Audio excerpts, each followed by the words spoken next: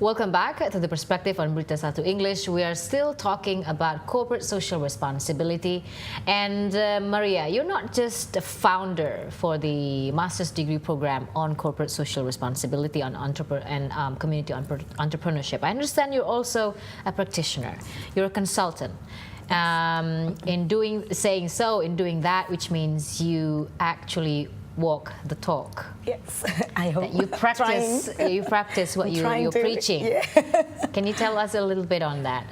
Not many people actually comes in both sides of the coin on corporate social responsibility. Yeah, thanks for the question. So yeah, through the research center under Trisakti University as well, Center for Entrepreneurship Change and Third Sector, we actually practice the theories that I teach in the class, you know. So then through this research center, we help companies in designing their CSR until implementing and also making report of their CSR. Yeah.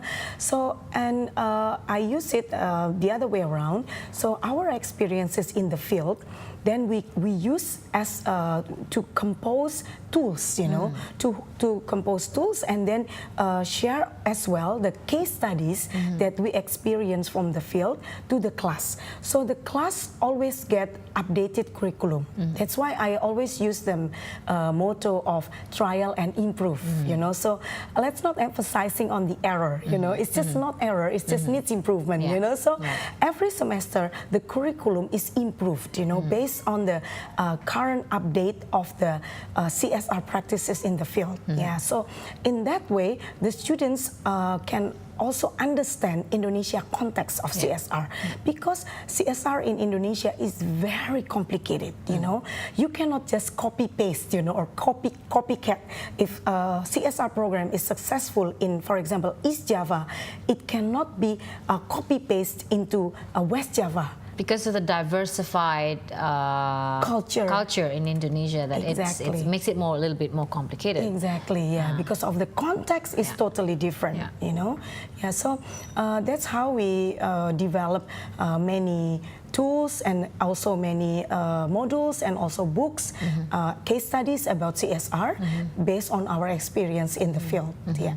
So what about education on CSR? How do we educate the public what CSR is all about, so that we could put a cap into companies or organizations chasing the CSR budget of corporate and BUM or state-owned enterprises and so on and so forth. Yes.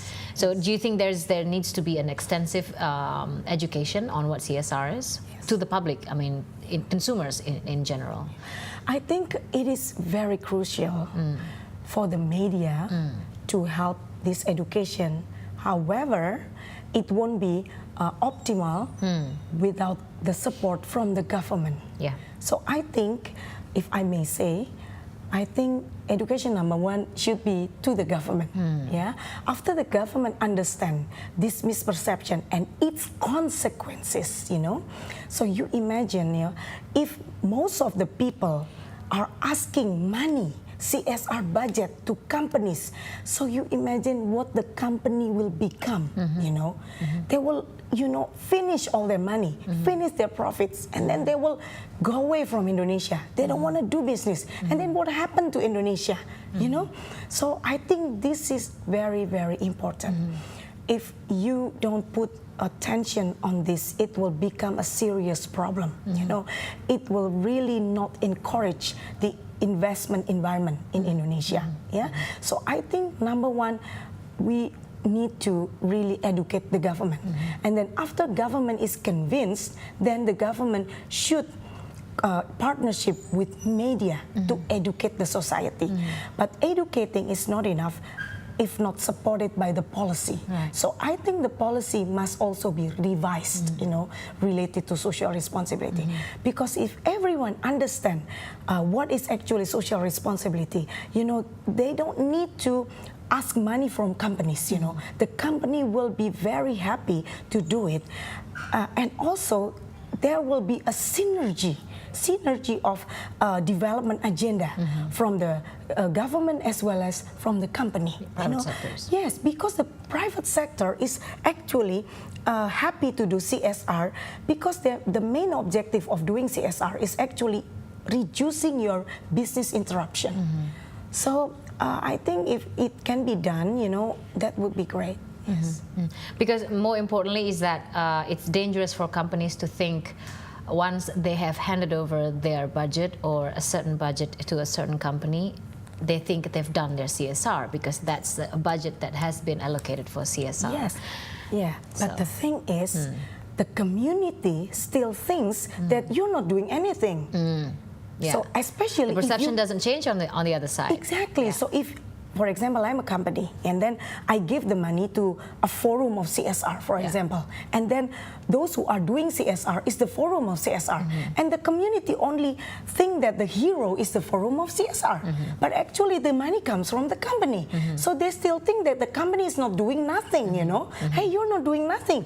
The hero is the forum of CSR. Yeah. That's dangerous. Yeah. So that's why the ownership of the CSR should be still on the company, but they can partnership with the forum of CSR. Right. But the banner should be the company's banner and its partner. Yeah. So this is what I really need the people to understand. Yeah. So you would suggest for a change of a perception or a correctional of perception in the public is it's bottom down, which means policy and regulations from the government has to be revised, and then you can expect to have a bottom-up implementation of CSR. Yeah, so it has to be simultaneously, from the outside and then from the inside as well. So the CSR team also needs competency-based education, So different level of CSR team, staff, person in charge, staff, assistant manager, they need to have different level of education, different level of skill